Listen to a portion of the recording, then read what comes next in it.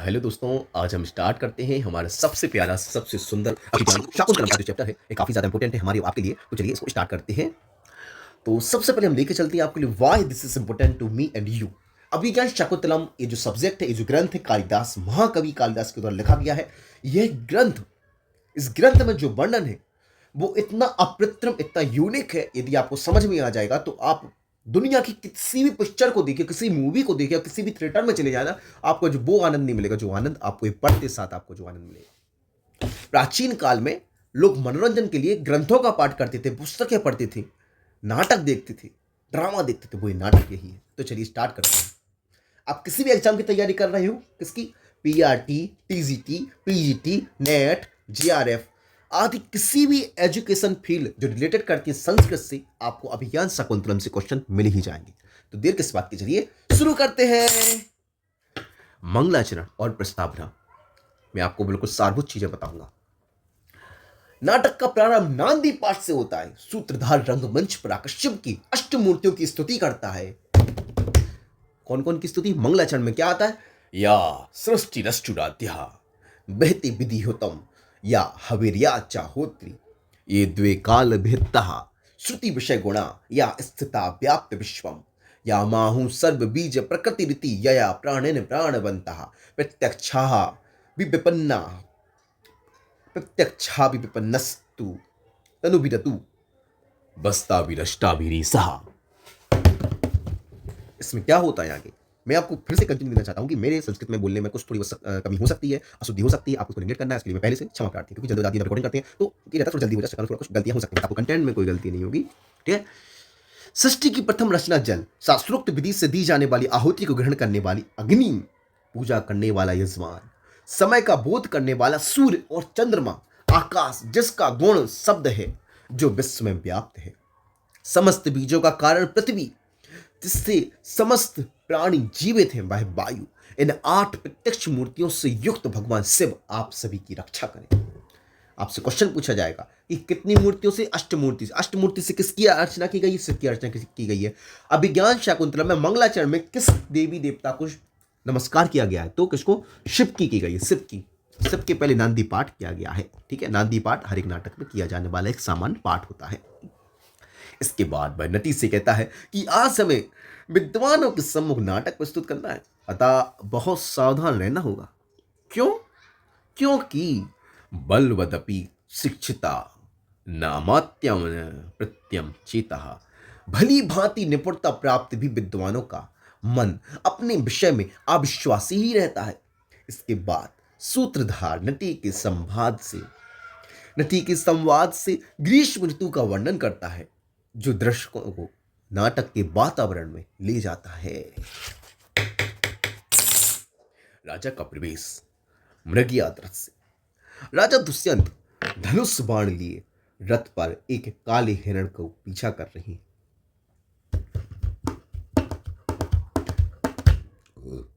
सारथी सूत को राजा का पराक्रम देख साक्षात शिव की याद आती है। सारथी कहता है, क्या कहता है? मृगानुशारिणम साक्षात पश्यामीव पिनाकीनम, में मृग रूपी धारी यज्ञ का पीछा करते हुए साक्षात शिव के समान आपको देखता हूं। किसके समान? शिव के समान आपको देखता हूं।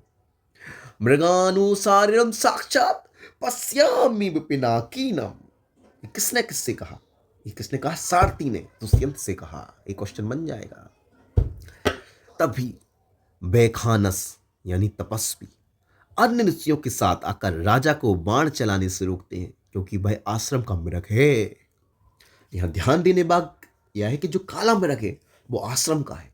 तो पहले के समय पे यदि राजा कुछ गलत काम करने जा रहे हो तो पहले से ही ऋषि आदि बता देते कि no, do not this, do not this, do not this. Why?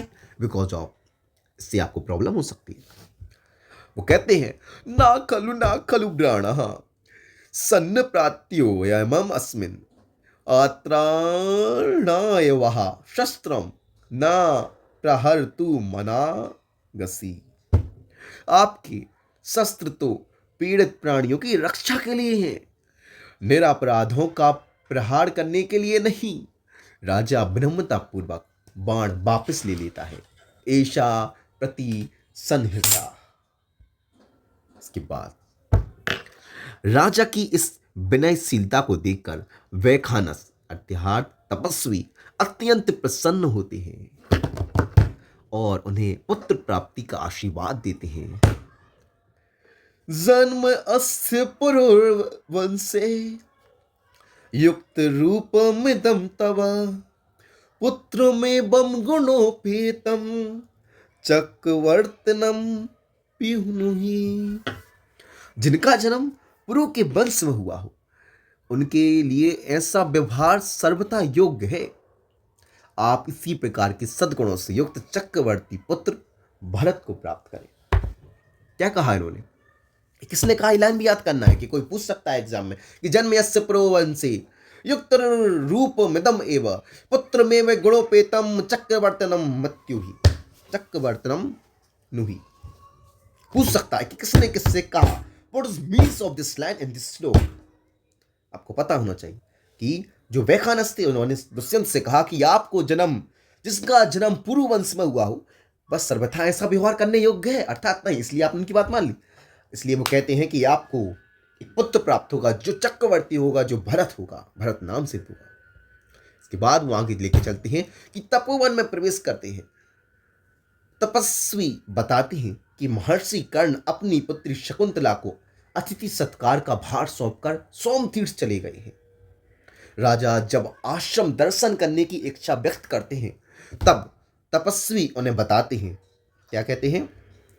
इदानीमेव दुहितरम शकुंतलाम अतिथि सत्कार्यादिश देवमस्या प्रतिकूलम शमस्युतम सोमतीर्थम गतः काश्यपः। इस समय महर्षि कर्ण अर्थात काश्यप, काश्यप का नाम ही कर्ण है, याद रखना अपन, काश्यप कर्ण, काश्यप कर्ण, काश्यप कर्ण, कर्ण काश्यप, कर्ण काश्यप, अपनी पुत्री शकुंतला को अतिथियों के सत्कार की आज्ञा देकर उनके प्रतिकूल भाग्य को शांत करने के लिए सोमतीर्थ गए। एक्चुअली इन्हें पता है, किसको? कर्ण के लिए क्या पता है कि जो शकुंतला उनकी पुत्री है उसके ऊपर किसी प्रकार का प्रतिकूल क्रिया हो सकती है, उसी को शांत करने के लिए सोमतीर्थ गए। You have any one question कि सोमतीर्थ कौन गया? तो कर्ण गया। कर्ण का दूसरा नाम कौन है? काश्यप है। ठीक है, आगे लेके चलते हैं। राजा अपनी सेना को बाहर छोड़कर आश्रम में प्रवेश करते हैं। विनीत विषेण प्रवेष्टव्यानि तपोवनानि नाम, तपोवनों में विनम्र वेश से प्रवेश करना चाहिए। तपोवन मतलब कि जहां पे ऋषियों का वास हो, जहां पे तप करते हो ऋषि, ऐसे वनों में विनम्रता से, विनम्र वेश से प्रवेश करना चाहिए। प्रवेश करते ही राजा की दाहिनी भुजा फड़कती है, जो शुभ शकुन सुंदर स्त्री की प्राप्ति है। राजा चकित होकर कहते हैं, शांति मिदमाश्रम पदम स्मृति स्फुरति चा बाहुकुता फलमी हास्य अथवा भवितव्यानाम दुराणी भवंती सर्वत्र। प्रवेश करते हो कहते हैं कि यह तपोवन का स्थान शांत है और मेरी दाहिनी भुजा फड़क रही है, यहां इसका फल कैसे मिल सकता है? किंतु फिर भी स्वयं को समझाते हैं कि भाग्य के द्वार कहीं भी खुल सकते हैं। तो दोस्तों, आपको भी अपना भाग्य के द्वार कहीं भी खुल सकते हैं। आप यदि कॉलेज लाइफ में, स्टूडेंट लाइफ में या कहीं जॉब लाइफ में हो, आपके भाग्य के द्वार कहीं भी खुल सकते हैं। और यदि आपकी दाहिनी खड़खड़ खड़खड़ कर रही हो, क्या दाहिनी उंगली, तो आप दाहिनी भुजा, तो आप समझ लो कि यहाँ पे प्रेम का प्रस्ताव आपके आसपास ही है। चौथा पॉइंट आता है कि शकुंतला का दर्शन और सौंदर्य का वर्णन। आहा, राजा देखते हैं कि शकुंतला अपनी सखियों अनुसुईया और प्रियंवदा के साथ पौधों को जल दे रही है। उनका सौंदर्य देखकर राजा कहते हैं, दूरी कृतः खलु गुणैरुराद्यान लता बनलता भी। बनलताओं ने अपने गुणों से उद्यान लताओं को तिरस्कृत कर दिया है। आए हाय, क्या बात कहा। राजा देखते हैं, लाइन पूछ सकते हैं कि दूरी कृता खलु गुणैरुराद्यान लता बनलता भी, एक लाइन किसने किससे कहा? तो एक दुष्यंत ने कहा है। ठीक है, शकुंतला की जो अपनी फ्रेंड्स, उसके नेम क्या है? अनुसुईया, प्रियंवदा। ठीक है। शकुंतला का पौधों के प्रति प्रेम देखकर राजा को आभास होता है कि यह केवल काम नहीं, आत्मीयता है। आय हाय। शकुंतला स्वयं कहती है कि न केवल तातिनी योग्य एवं अस्ति में सौदर स्नेहोपेतेषु, केवल पिता की आज्ञा ही नहीं, मेरा भी इन पौधों पर सहोदर जैसा स्नेह है, इसलिए मैं ऐसा काम करती हूँ, ऐसी कहती है। ठीक है। फिर आता है शकुंतला की बाल्यकाल वस्त्रों और उसकी सुंदरता पर राजा 3 प्रसिद्ध उपमाएं देती है। ये देखिएगा उपमाएं कितनी उप वाली है। ठीक है। उच्च सरसिज सरसिज मनुविद्धम शैवलेनापि रम्यम, सिवार से ढका कमल भी सुंदर लगता है। आय हाय।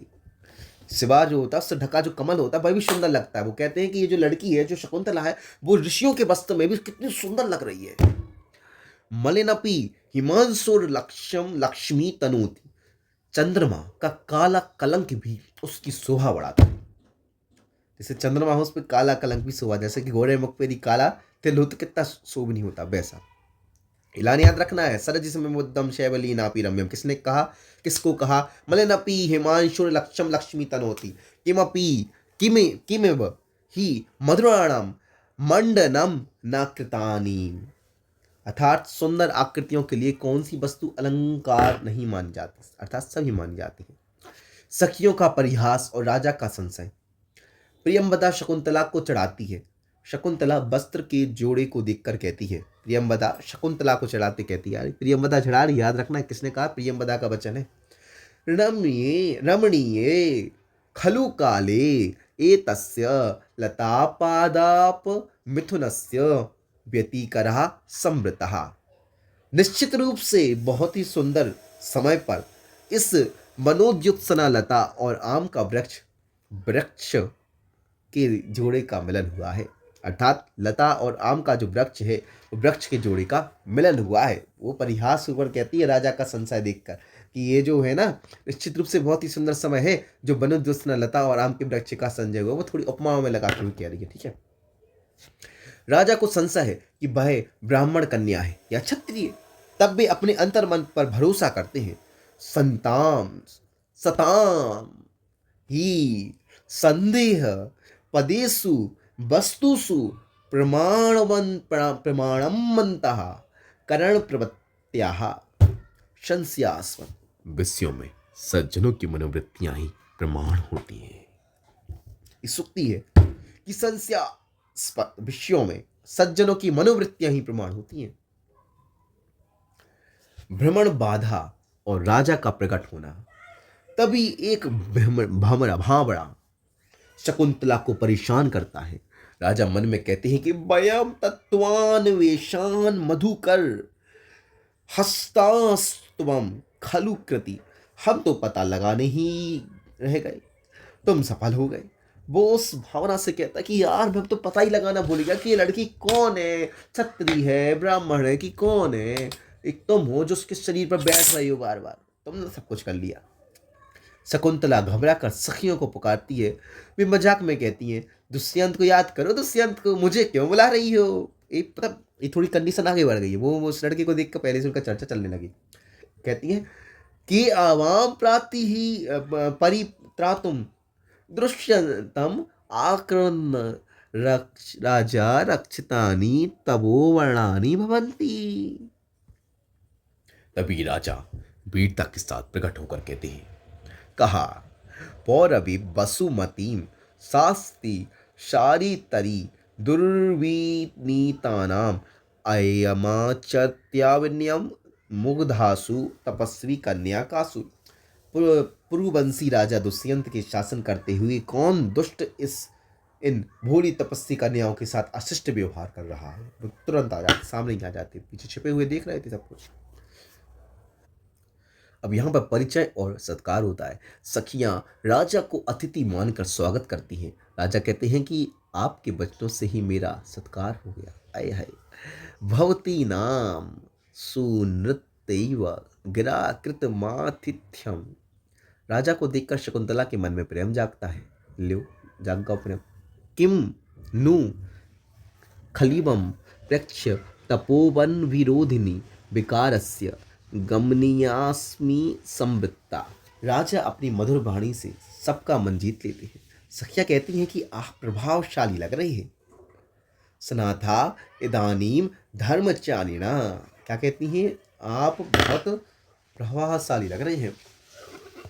जन्म रहस्य का उद्घाटन। राजा को के पूछने पर अनुसुईया शकुंतला के जन्म की कथा सुनाती है कि वह विश्वामित्र और मेनका की संतान है। राजा प्रसन्न होते हैं कि वह दिव्य है। न प्रभात रत्नम ज्योतिरुदिति वसुधात लतात वसुधात लात। राजा को प्रिय मदा से ज्ञात होता है कि शकुंतला विवाह योग्य है, यद्यपि वह पिता के अधीन है। धर्मचरणेपि परवंशोयम जना।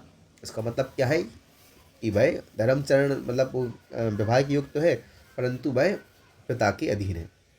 वे खुद को ढांढस बांधते हैं। आशंक से अग्नि तदिंदम स्पर्शम रत्नम। जिसे तुम अग्नि समझ रहे हो वह तो छूने योग्य रत्न है। वो पहले ये था कि कौन है कि नहीं है। फिर इन्हें समझ में आ गया कि भाई ये तो विश्वामित्र और मेनका की पुत्री है, तो ये तो हमारी है।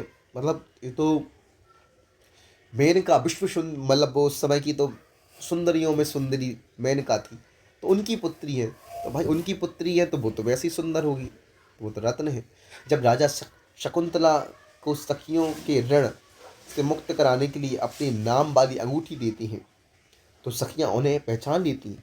राजा पहचान छिपाने का प्रयास करते हैं और अंत में एक जंगली हाथी के आश्रम में घुसने की सूचना मिलती है। शकुंतला जाने के बहाने राजा को मुड़कर देखती है, और ये जो मुड़कर देखने वाला जो दृश्य है वो बहुत ही मनोरम है। इसकी पेंटिंग बनाई जा चुकी है काफ़ी सारी।